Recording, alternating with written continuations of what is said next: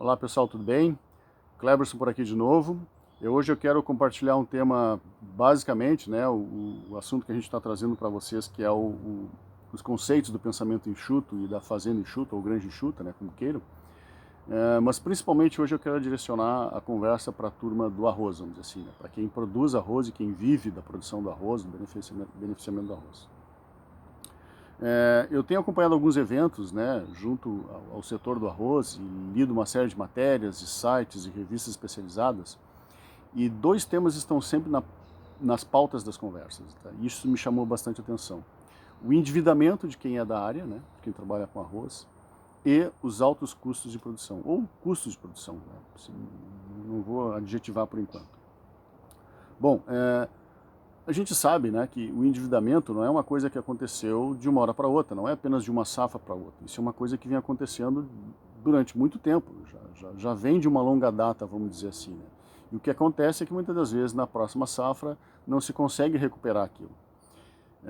E é lógico, né, a baixa renda, né, ou a falta de receita do produtor do arroz é outro tema também fortemente falado, porque não consegue combater ou amenizar, ou diminuir, ou eliminar esse endividamento, né?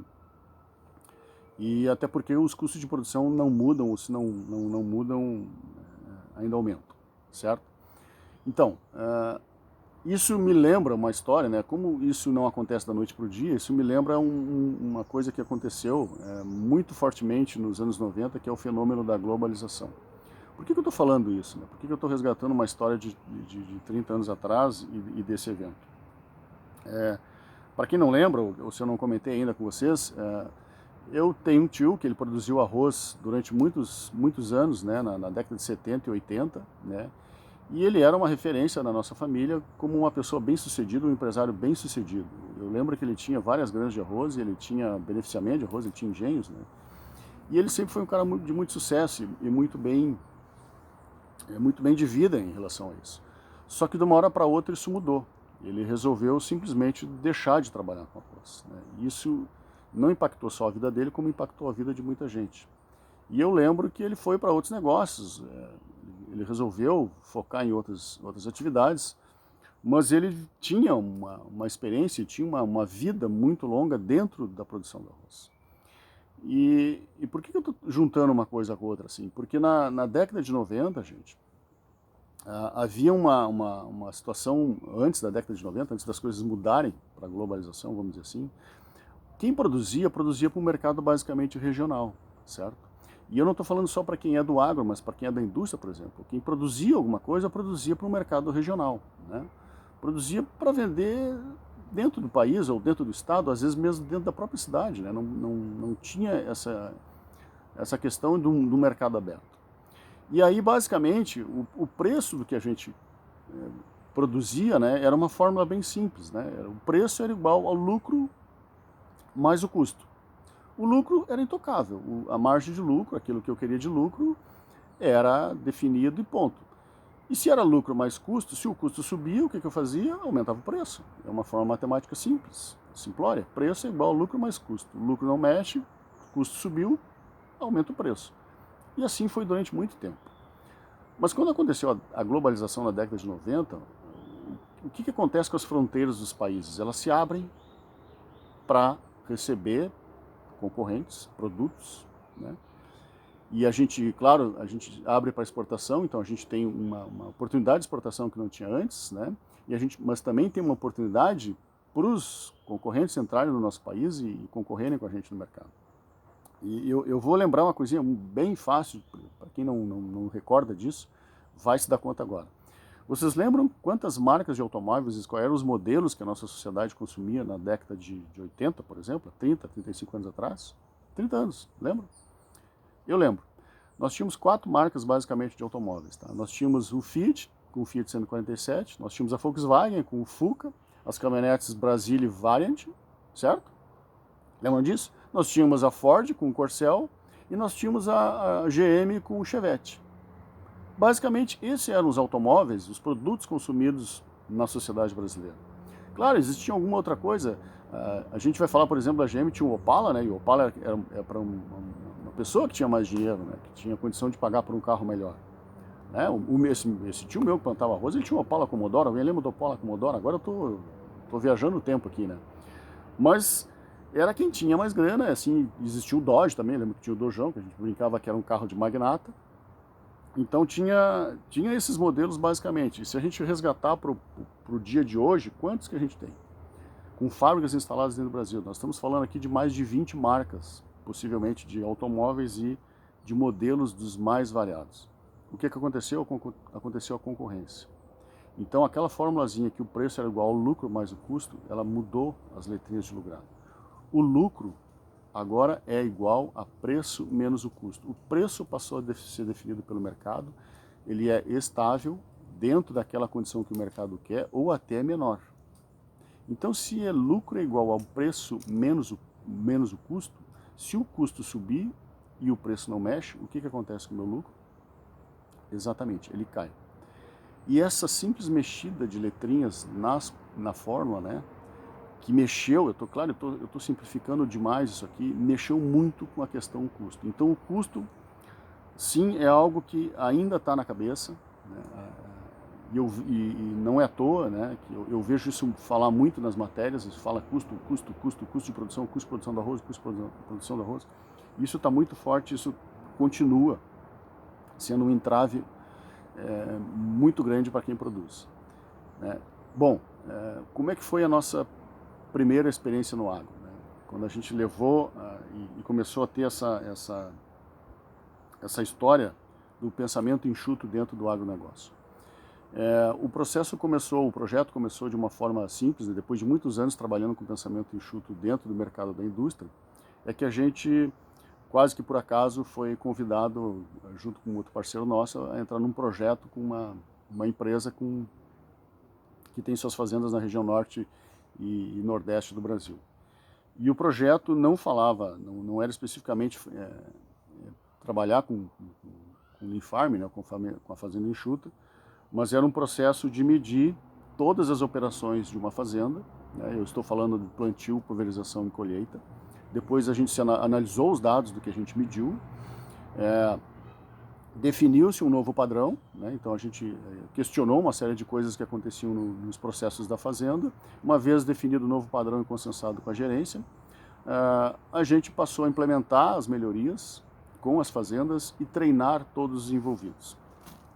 Muito bem, mas do que eu estou falando? De que processos operacionais foram esses? Eu estou falando desde as reuniões dos coordenadores de lavoura com a sua equipe, o tiro no talhão, como é que entra, como é que sai, as manobras, velocidade de manobra, as limpezas das máquinas, as regulagens das máquinas, quantas tem por dia, quantas tem por turno, quantas limpezas tem, se tem limpeza intermediária, se tem uma limpeza total no final do turno, as manutenções preventivas, as manutenções corretivas, as corretivas programadas e corretivas não programadas, sim, tem duas, as manutenções preditivas.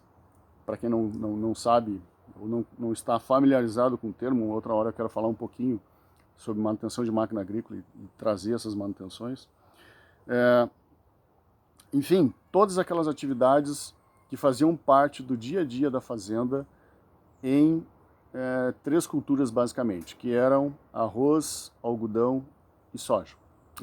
Milho, algodão e soja. Milho, algodão e soja. Plantio, pulverização e colheita. Bom, o que se descobriu nesse trabalho de medição dessas atividades, né? A gente poderia usar aquela frase dizendo assim, olha, o que ficou de lição para os gestores, os agrônomos, os coordenadores.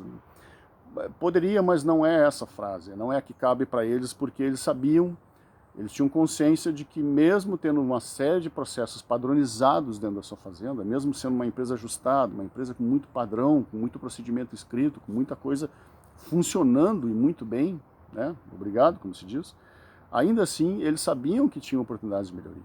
Eles sabiam que haviam coisas para se fazer ainda, mas que de repente no dia a dia deles eles não davam conta, eles tinham outras coisas para cuidar. E foi isso que acabou se descobrindo, uma série de coisas que a gente de fora, né, com um olhar clínico, né, treinado para olhar essas coisas e dedicado, né, isso é importante dizer, dedicado para fazer isso, tá? A gente acabou descobrindo uma série de outras coisas e melhorando uma série de pontos dentro da fazenda. Bom, por essas e outras, a gente que assim, ó, que a gente diz que eu ainda entendo, né, são três motivos que me levam a crer que quem trabalha com arroz ainda não tentou tudo. O que eu quero dizer com não tentou tudo? Ainda tem oportunidades para reduzir custos dentro da produção do arroz. Ah, Cleber, mas eu já fiz tudo, a gente já implementou uma série de coisas, a gente já fez uma série de trabalhos, a gente já desenvolveu coisas, a gente já trabalhou nisso, já trabalhou naquilo. Eu sei, eu acredito, mas eu tenho uma crença maior ainda, baseado naquilo que eu venho, como eu disse lá no início do vídeo, né, acompanhando com vocês as conversas, as queixas, os comentários, né, sobre custo de produção. Então tem três motivos que me levam a crer que ainda é possível sim fazer algum trabalho dentro das lavouras de arroz. O primeiro motivo, basicamente tem duas vertentes que as discussões acontecem, né, que é como minimizar o custo do hectare, um custo por hectare na lavoura, ou para uma determinada produtividade, né, ou então como aumentar a produtividade para um determinado custo, né. Ou seja, ou é uma coisa ou outra, mas basicamente o pessoal ainda está brigando para dizer o custo por hectare. A segunda vertente dentro dessa história assim, os preços do produto, né? Os preços do produto, lembra da formulazinha? Lucro é igual ao preço menos o custo. Embora a gente saiba que nos últimos anos, né, nas últimas safras, o preço tem sido bem melhor, né?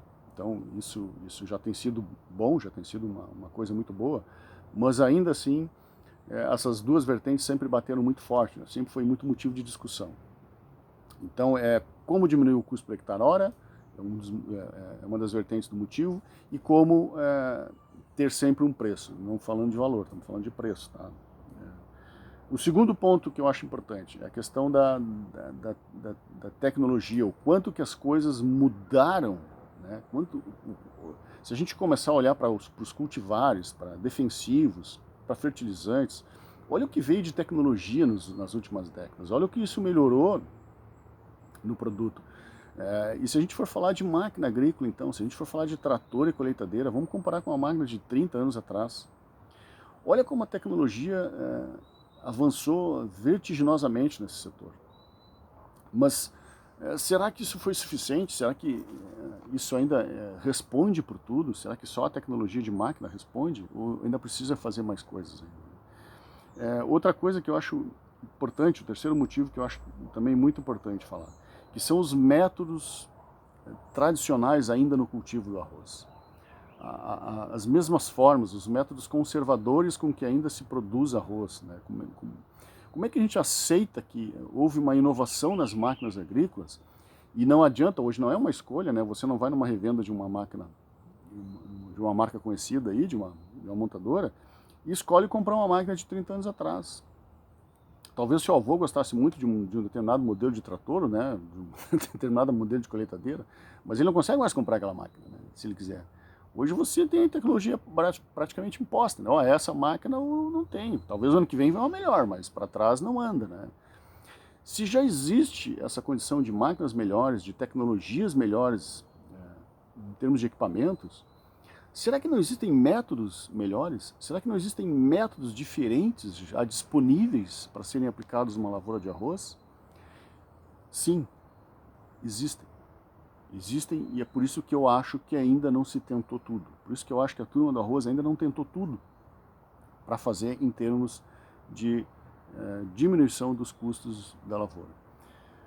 E é por isso, né, por essas e outras questões, que muitas das vezes as pessoas nos questionam assim, mas Clemerson, eu não estou preparado, a minha propriedade ela tem 200 hectares, ou a minha propriedade tem 2.000 hectares, de repente tu trabalhou com fazendas lá com muita estrutura, com muito recurso. Bom, se eu disser para você que o primeiro experimento de uma fazenda, né, nos Estados Unidos tinham 7 acres. A primeira pessoa que levou os experimentos do pensamento enxuto, né, do sistema Toyota de produção, né, que é onde tudo nasceu, e que num livro em 1990 pelo Jim Vollmer e outros parceiros lá do MIT dos Estados Unidos, que eles escreveram esse livro, né, e começaram a usar o termo Lean, vamos dizer assim, que é enxuto. E se você soubesse que esse primeiro experimento foi feito numa fazendola, né? O americano não usa muito a expressão sítio ou chácara, mas é fazendas pequenas. Né? E 7 acres, para quem não lembra, dão 2,8 hectares mais ou menos, se eu não estou enganado. Eu não disse 280 nem 2.800, eu disse 2,8 hectares. Então sim, os conceitos, esses ensinamentos, essas metodologias, as ferramentas do pensamento enxuto servem para qualquer tamanho de propriedade. Não é diferente, vocês não imaginam que quando a gente começou com esses trabalhos na indústria, anos atrás, que as indústrias de pequeno porte, de médio porte, também não questionavam isso. Questionavam da mesma forma, assim como existe a hereditariedade, né, a passagem de bastão, como a gente diz na lavoura do arroz, né, do avô para o pai, do pai para o filho, né, o neto lá.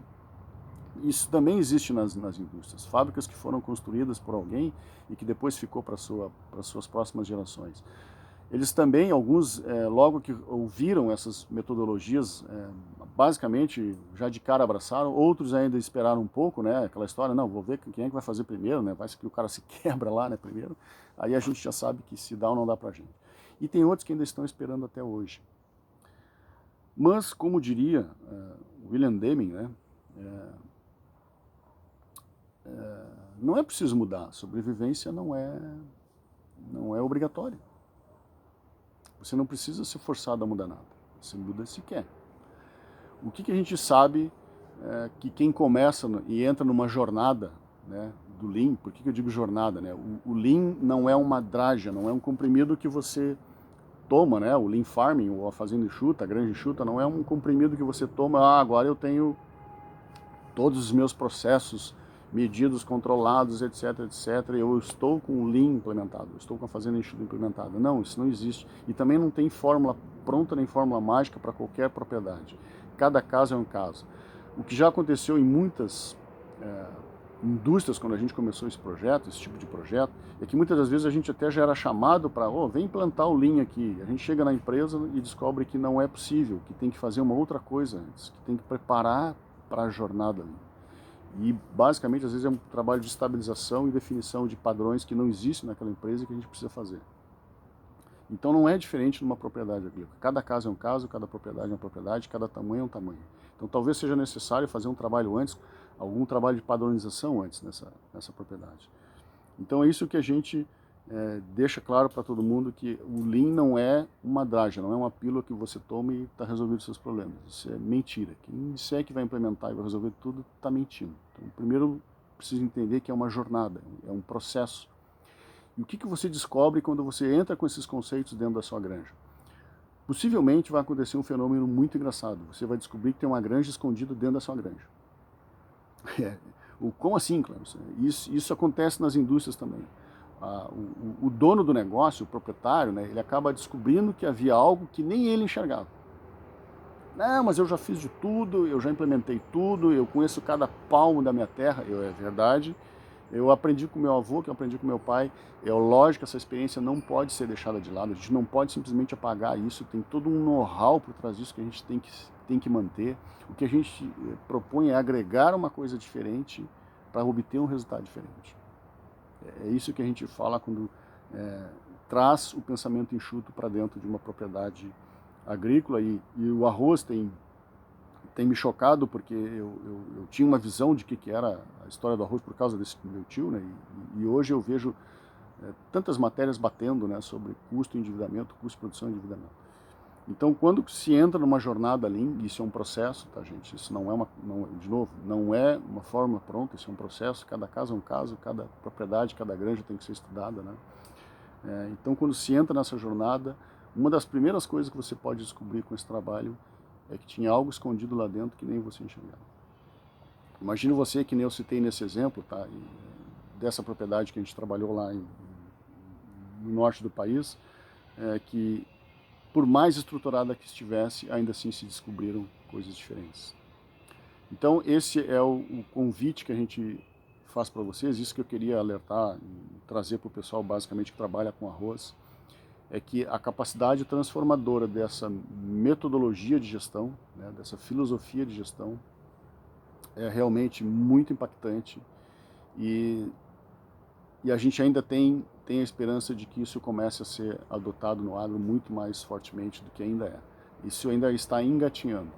E eu gostaria muito de poder difundir isso dentro da turma do arroz por uma questão particular e pessoal minha, né?